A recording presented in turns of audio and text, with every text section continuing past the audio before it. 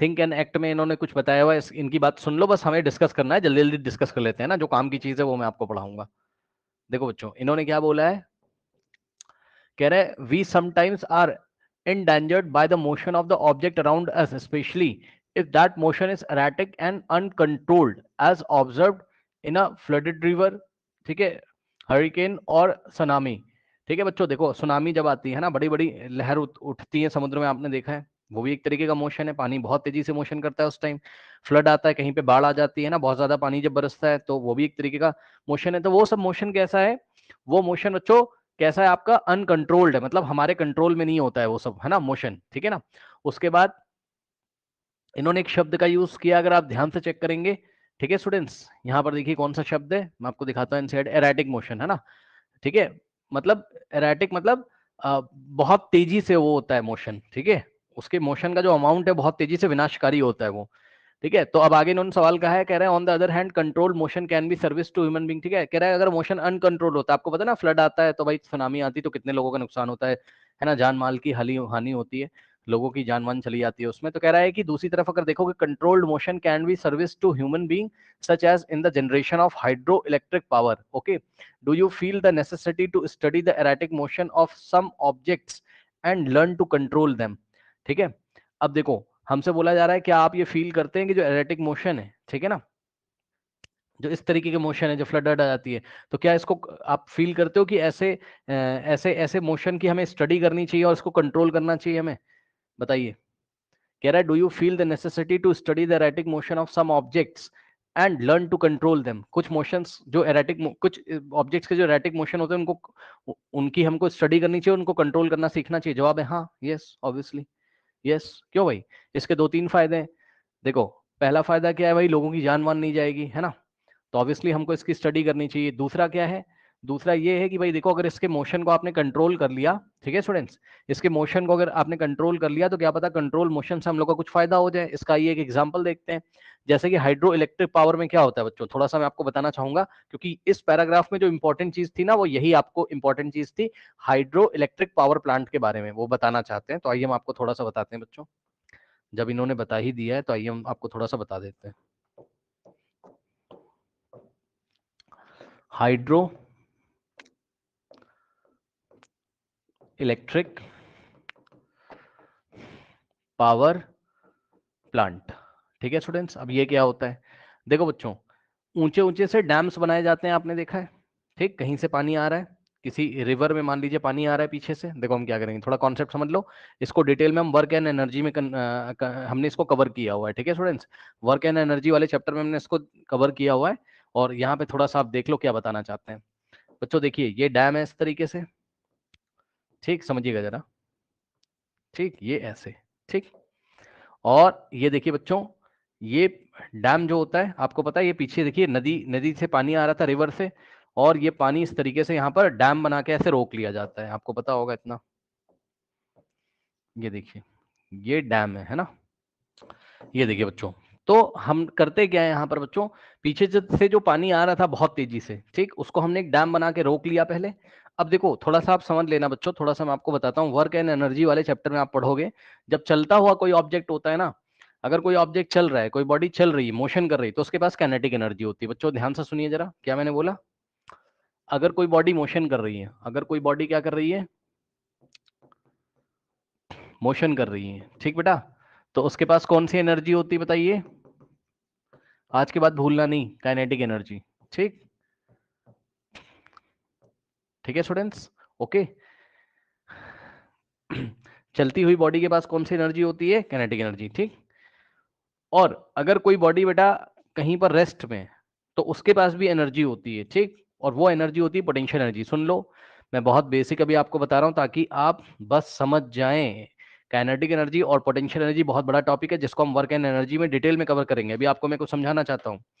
अगर कोई body motion कर रही है, उसके पास काइनेटिक एनर्जी, और अगर कोई बॉडी रेस्ट पर है, अगर कोई बॉडी कहां पर है, रेस्ट पर है, तो उसमें कौन सी एनर्जी होती है बेटा, पोटेंशियल एनर्जी। कौन सी एनर्जी होती है, पोटेंशियल एनर्जी। ये बात सीख लो एक तो।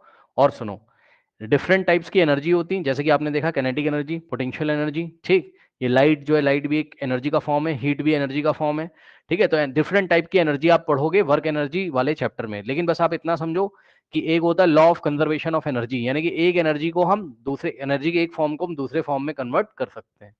तो याद रखना, one form of energy can be converted into another form. Okay, one form of energy can be converted into another form, can be converted into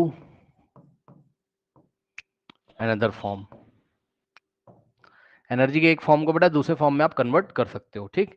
ये जो इलेक्ट्रिसिटी आप यूज करते हो, जिससे आप अपना लैपटॉप चलाते हो, पता ना इलेक्ट्रिकल एनर्जी होती है वो, जो आप इलेक्ट्रिसिटी यूज करते हो बच्चों, वो भी एक एनर्जी का फॉर्म है। डिटेल में हम लोग कहाँ पढ़ेंगे, वर्क एंड एनर्जी वाले चैप्टर में। बस अभी आप ये समझो, यहाँ बेटा पीछे से पानी आ रहा था, चलता हुआ पानी, तो चलता हुआ पानी क्या था, मोशन था उसमें, तो उसके पास कौन सी एनर्जी थी बताओ। चलते हुए पानी के पास कौन सी एनर्जी थी, जल्दी बताइए बच्चों। चलते हुए पानी के पास कौन सी एनर्जी थी, काइनेटिक एनर्जी। सर हमको कुछ पूछना है। हाँ, क्या पूछना है बताइए। सर अगर कोई ऑब्जेक्ट है वो एक ही जगह रह के हिल रहा है लेकिन उसकी बॉडी की पोजीशन चेंज नहीं हो रही है तो वो रेस्ट में है या मोशन में? मोशन में। सर मोशन करने के लिए बॉडी की पोजीशन चेंज होना जरूरी है कि एक जगह रह के अगर वो हिल रहा है तो वो तब भी मोशन है?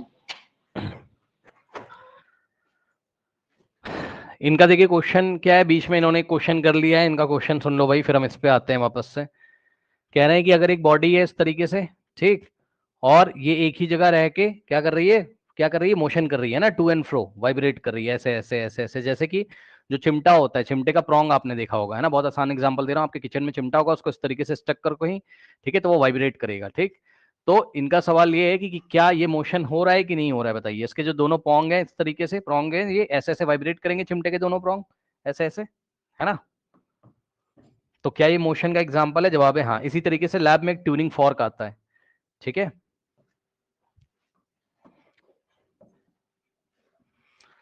ठीक। लैब में इसी तरीके से ट्यूनिंग फॉर्क आता है, इसको आप इस तरीके से किसी सॉलिड डेस्क पे ऐसा हिट करोगे तो इसके दोनों प्रोंग इस तरीके से वाइब्रेट करते हैं, ठीक, ये ऐसे। तो क्या ये मोशन हो रहा है, हाँ मोशन हो रहा है, ये मोशन हो रहा है, ठीक। क्यों, क्योंकि टाइम जैसे जैसे चेंज हो रहा है तो ये अपनी मीन पोजीशन से टू एंड फ्रो आगे पीछे कर रहा है। अब बताइए, आपको डाउट है, ये वाइब्रेशनल मोशन होता है, बताइए कोई डाउट है। नेक्स्ट आ जाइए, वापस इसमें आओ आप जो पढ़ लेते हैं। यहाँ पर देखिए बच्चों, तो एनर्जी का एक फॉर्म दूसरे फॉर्म में जो है कन्वर्ट किया जा सकता है, ठीक है। तो अब देखो जी, यहाँ पे हमने क्या किया, चलते हुए पानी के पास क्या था, चलता हुआ पानी मोशन कर रहा था भाई, हमें पता है। अब इसको हमने क्या किया, डैम बना के रोक लिया, ठीक। तो क्या होगा, ये जो काइनेटिक एनर्जी है, मैं शॉर्ट में लिख रहा हूँ, समझ जाना, के ई का मतलब काइनेटिक एनर्जी। पानी पे पहले जो काइनेटिक एनर्जी थी वो किस में चेंज हो गई, पोटेंशियल एनर्जी में, क्योंकि अब ये जो पानी है पूरा ये रेस्ट पे आ गया है ना, इसको हमने डैम से रोक लिया। अब क्या होगा, यहाँ डैम में गेट लगे रहते हैं इस तरीके से, यहाँ समझ जाना, यहाँ पर इस तरीके से चैनल लगे रहते हैं, गेट्स लगे रहते हैं ना, समझ जाना भाई। इस गेट को जब हम चाहें तो अपने मन से ओपन या क्लोज कर सकते हैं, ठीक। तो जब आप इसको ओपन कर दोगे तो ये सारा पानी हाइट से कहाँ आएगा, ग्रेविटी की वजह से नीचे।